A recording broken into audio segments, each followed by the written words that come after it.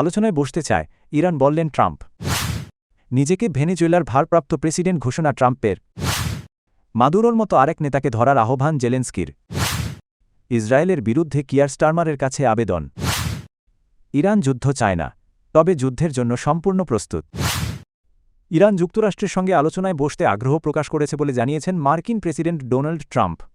তবে একই সঙ্গে কড়া হুঁশিয়ারি দিয়ে তিনি বলেছেন, তেহরান যদি প্রতিশোধমূলক কোনো পদক্ষেপ নেয় তাহলে যুক্তরাষ্ট্র এমন আঘাত হানবে যা ইরান আগে কখনো দেখেনি। এয়ারফোর্স ওয়ানে সাংবাদিকদের সঙ্গে আলাপকালে এ মন্তব্য করেন ট্রাম্প। আল জাজিরার প্রতিবেদনে এ তথ্য জানানো হয়েছে। ট্রাম্প বলেন, ইরান আলোচনা করতে চায় এবং বৈঠকের প্রস্তুতি চলছে। তবে তিনি সতর্ক করে দেন, বৈঠকের আগেই সামরিক পদক্ষেপ নিতে হতে পারে, বিশেষ করে যদি ইরানে সহিংসতা ও প্রাণহানি বাড়তে থাকে। এদিকে অ্যাসোসিয়েটেড প্রেস জানায়, ট্রাম্প ও তার জাতীয় নিরাপত্তা দল ইরানের বিরুদ্ধে সম্ভাব্য পদক্ষেপ বিবেচনা করছে। এর মধ্যে রয়েছে সাইবার হামলা এবং সরাসরি সামরিক অভিযান। ট্রাম্প দাবি করেন, ইরান যুক্তরাষ্ট্রের সঙ্গে যোগাযোগ করেছে এবং সংলাপ চাচ্ছে। অন্যদিকে ইরানের পররাষ্ট্রমন্ত্রী আব্বাস আরাঘচি বলেছেন, ইরান যুদ্ধ চায় না, তবে যুদ্ধের জন্য পুরোপুরি প্রস্তুত। একই সঙ্গে আলোচনার পথ খোলা রাখার কথাও জানান তিনি।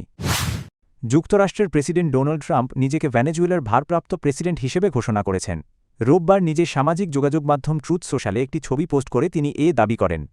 পোস্টে বলা হয়, 2026 সালের জানুয়ারি থেকে ট্রাম্প ভেনেজুয়েলার ভারপ্রাপ্ত প্রেসিডেন্টের দায়িত্ব গ্রহণ করেছেন। মার্কিন সামরিক অভিযানে ভেনেজুয়েলার নির্বাচিত প্রেসিডেন্ট নিকোলাস মাদুরো আটক হওয়ার এক সপ্তাহ পর ট্রাম্পের এই ঘোষণায় লাতিন আমেরিকার রাজনীতিতে তীব্র উত্তেজনা তৈরি হয়েছে।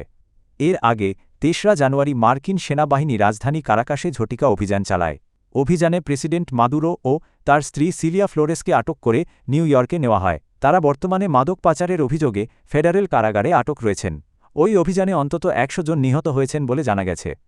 ট্রাম্প আগেই ঘোষণা দিয়েছিলেন, ভেনেজুয়েলার বিশাল তেল সম্পদের নিয়ন্ত্রণ যুক্তরাষ্ট্রের হাতে থাকবে। মার্কিন পররাষ্ট্রমন্ত্রী মার্কো রুবিও জানিয়েছেন, অনির্দিষ্টকালের জন্য ভেনেজুয়েলার জ্বালানি খাতে তদারকি করবে ওয়াশিংটন। ভেনেজুয়েলার প্রেসিডেন্ট নিকোলাস মাদুরোকে আটকের মতো বিশেষ অভিযানের উদাহরণ টেনে এবার রাশিয়ার চেচনিয়া অঞ্চলের নেতা রমজান কাদিরভকে লক্ষ্য করার আহ্বান জানিয়েছেন ইউক্রেনের প্রেসিডেন্ট ভলোদিমির জেলেনস্কি। বুধবার সাংবাদিকদের সঙ্গে আলাপকালে জেলেনস্কি বলেন, যুক্তরাষ্ট্রের উচিত রাশিয়ার ওপর আরও চাপ সৃষ্টি করা এবং প্রয়োজনে কাদিরভের বিরুদ্ধে সরাসরি বিশেষ অভিযান চালানো। আনাদোল এজেন্সির প্রতিবেদনে এ তথ্য জানানো হয়েছে। জেলেনস্কি বলেন, মাদুরোর ঘটনায় যুক্তরাষ্ট্র যেভাবে দ্রুত পদক্ষেপ নিয়েছে তার ফল সারা বিশ্ব দেখেছে। একই ধরনের পদক্ষেপ কাদিরভের ক্ষেত্রেও নেওয়া হলে প্রেসিডেন্ট পুতিন বিষয়টির গুরুত্ব বুঝতে বাধ্য হবেন। ইউক্রেনের প্রেসিডেন্ট জানান, কিয়েভ কূটনৈতিক সমাধানের জন্য সর্বোচ্চ চেষ্টা করছে। তবে রাশিয়ার অবস্থানের কারণে শান্তি প্রক্রিয়া ব্যর্থ হলে ইউক্রেনকে সব পরিস্থিতির জন্য প্রস্তুত থাকতে হবে। তিনি আরও বলেন, যুক্তরাষ্ট্রের ভূমিকা বর্তমানে ইতিবাচক, তবে মস্কোর ওপর আরও কঠোর চাপ প্রয়োগ জরুরি। ইউক্রেন যেন যুক্তরাষ্ট্রের অগ্রাধিকারে থাকে, সেটিই সবচেয়ে গুরুত্বপূর্ণ বলে মন্তব্য করেন জেলেনস্কি। গাজায় যুদ্ধবিরতি কার্যকর থাকলেও ইসরায়েলি আগ্রাসন থামেনি। প্রতিনিয়ত হামলা চালিয়ে যাচ্ছে ইসরায়েলি বাহিনী।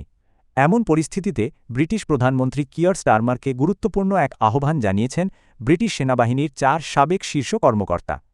তারা ইসরায়েলের কাছে অস্ত্র বিক্রি বন্ধের পাশাপাশি দেশটির সঙ্গে সব ধরনের সামরিক সহযোগিতা স্থগিত করার আবেদন জানিয়েছেন।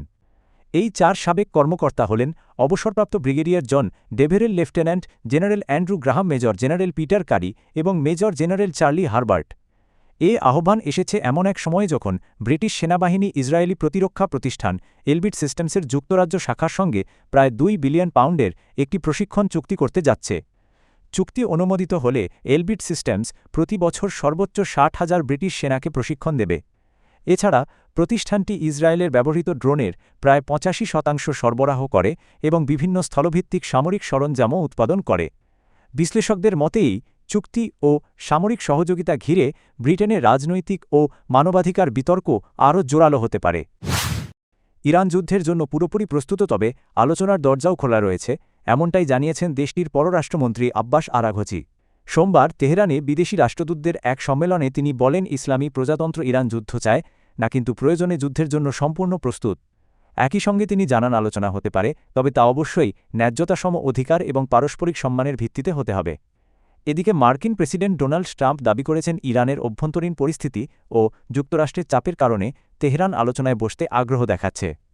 ইরানের পররাষ্ট্র মন্ত্রণালয়ের মুখপাত্র ইসমাইল বাঘাই জানান, ইরান ও যুক্তরাষ্ট্রের মধ্যে সরাসরি কূটনৈতিক সম্পর্ক না থাকলেও যোগাযোগের একটি মাধ্যম খোলা রয়েছে। ইরানের পররাষ্ট্রমন্ত্রী আব্বাস আরাঘচি এবং ট্রাম্পের মধ্যপ্রাচ্য বিষয়ক বিশেষ দূত স্টিভ উইটকফের মধ্যে প্রয়োজনে বার্তা আদান-প্রদান হচ্ছে। তিনি আরও জানানোরানে কোনো মার্কিন দূতাবাস না থাকলেও সুইস দূতাবাস যুক্তরাষ্ট্রের স্বার্থ সংশ্লিষ্ট বিষয়গুলোতে প্রতিনিধিত্ব করছে।